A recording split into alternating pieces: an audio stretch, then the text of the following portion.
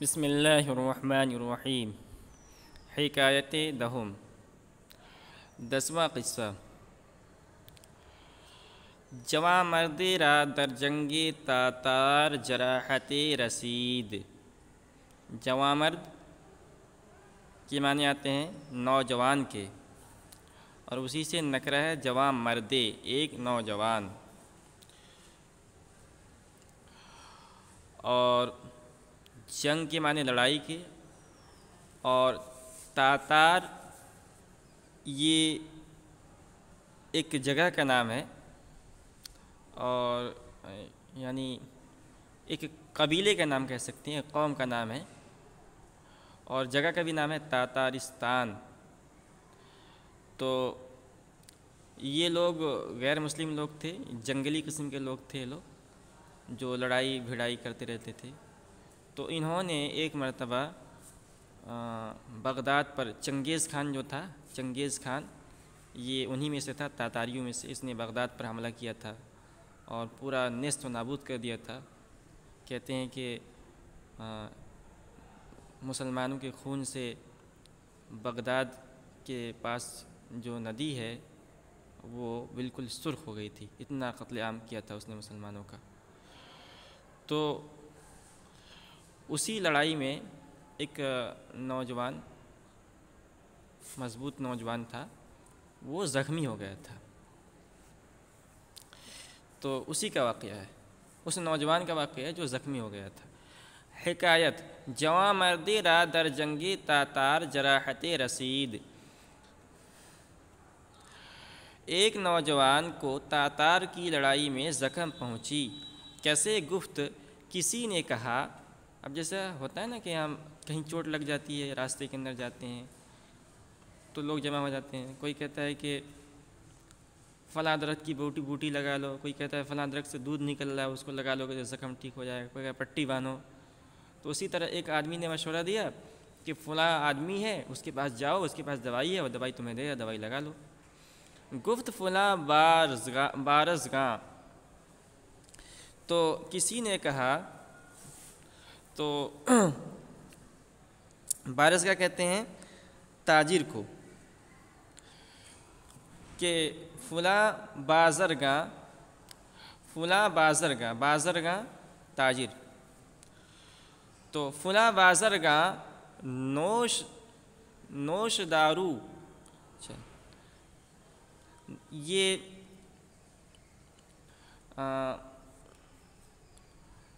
ایک دوائی کا نام ہے نوش دارو، جیسے ہمارے یہاں انگریزی دوائیوں کا نام ہوتا ہے نا، سوفرا میکسین وغیرہ سب زخم پہ لگانے کا، اسی طرح کی دوائی کا نام ہے۔ کیسے گفت کسی نے کہا فلاں بازرگاہ نوش دارو دارد، کہ فلاں تاجر کے پاس نوش دارو نامی دوا ہے، تو تم فلاں کے پاس دوائی ہے جو زخم پر مفید ہوتا ہے، اس کے پاس جاؤ۔ اگر بخواہی باشد کے دریغ ندارد، اگر تو مانگے گا، اگر بخواہی باشد، اگر تو مانگے گا کہ دریغ ندارد تو محروم نہیں کرے گا۔ وگوین بازرگاہ ببخل معروف بود، کہنے کے لوگ کہتے ہیں کہ وہ سوداگر کنجوسی اور بخل میں معروف و مشہور تھا۔ تو خلاصہ اس پوری عبارت کا یہ ہے کہ ایک تاتاریوں سے لڑنے میں ایک نوجوان زخمی ہو گیا تھا، زخم ہو گئے، بدن پہ کئی حصے میں زخم لگے۔ اب اس زمانے میں اس کا کوئی دوائی، یعنی معروف دوائی ہر ایک کے پاس، ایسی دوائی جو ہر ایک کے پاس میسر ہو، اس قسم کی دوائی نہیں تھی۔ کچھ لوگوں کے پاس دوائی ہوتی تھی، ورنہ آدمی ویسے ہی چھوڑ دیتا تھا، پرہیز کرتا تھا پانی وغیرہ سے، تو آہستہ آہستہ 2 مہینے 3 مہینے 4 مہینے میں سوکھتا تھا۔ لیکن اس پر دوائی اگر لگا دی جاتی تھی تو جلدی وہ زخم سوکھ جاتا تھا۔ تو کسی نے مشورہ دیا کہ فلاں سوداگر ہے، اس کے پاس اس زخم کو سکھانے کی دوا ہے، اگر تم جا کر مانگو گے تو ہو سکتا ہے کہ وہ دے دے۔ لیکن لوگوں نے یہ بھی کہا کہ وہ بخیل ہے، کنجوس ہے، تو اب اس میں یہ بھی تھا کہ بخل کی وجہ سے وہ نہ دے۔ تو شیخ سعدی کہتے ہیں ایک شعر میں، اسی شعر کے اندر، گر بجائے نانش اندر سفرہ بودے آفتاب، کہ بخیل لوگ کی کیا عادت، کیسی صفت ہوتی ہے، سوچ کیسی ہوتی ہے کہ اگر بجائے نانش اندر سفرہ بودے آفتاب، اگر اس کی روٹی کی جگہ اندر سفرہ دسترخوان میں بود آفتاب سورج ہوتا۔ بخیل لوگ نا اپنی روٹی کو بھی دسترخوان کے اندر چھپا کر رکھتے ہیں اور ایسی جگہ جا کر کھانا کھاتے ہیں کہ جہاں کوئی نہ دیکھ سکے، تاکہ کسی کو نہ دینا پڑے۔ تو وہ روٹی کو اپنے دسترخوان میں چھپا کے رکھتے ہیں۔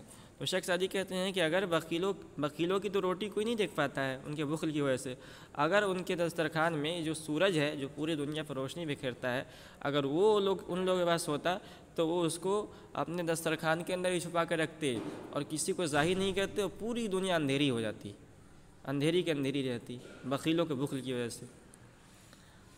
گر بجائے نانش اندر سفرہ بود آفتاب، اگر اس کی روٹی کی جگہ دسترخوان میں آفتاب ہوتا، تا قیامت روز روشن کس ندیدے در جہاں، تو قیامت تک کوئی شخص دنیا میں روشن دین نہ دیکھ پاتا۔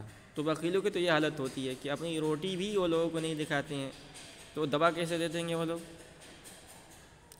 جو آمد گفت، اس نوجوان نے کہا کہ اگر دارو خواہم ازو دہد یا نہ دہد، کہ اگر میں اس سوداگر سے دارو خواہم دوا مانگوں، دہد یا نہ دہد تو وہ دے یا نہ دے، وہ اگر دہد نفع کند یا نہ کند، اور اگر وہ دوائی دے بھی دے تو نفع کرے یا نہ کرے، تو بارے خواستن ازو زہر کشندہ است، بہرحال اس سے ایک بار سوال کرنا مار ڈالنے والا زہر ہے۔ تو بارے ایک مرتبہ خواستن اس سے سوال کرنا، دوا مانگنا، زہر کشندہ است، مار ڈالنے والا زہر ہے۔ کشندہ کشتن سے فائل کیسے گئے، تو مطلب یہ ہے کہ اس سے دوا مانگ کر اپنا زخم کو سکھانا کیا کہتے ہیں، یہ میرے لیے مجھے اچھا معلوم نہیں ہوتا ہے، یعنی بہت ذلت بھرا مرحلہ ہوگا، اس لیے کہ میں اس سے دوا مانگنے کے لیے جاؤں تو ہو سکتا ہے کہ اپنے بخل کی وجہ سے وہ دوا نہ دے، اور اگر دے بھی تو پرانی جو دوا فائدہ مند نہ ہو، جس کا ڈیٹ ایکسپائر ہو گیا ہو ایسی دوا دے دے، تو اس دوا سے جو ہے ہو سکتا ہے کہ بجائے نفع کے مجھے نقصان ہو جائے، تو بخیلوں سے سوال میں نہیں کروں گا۔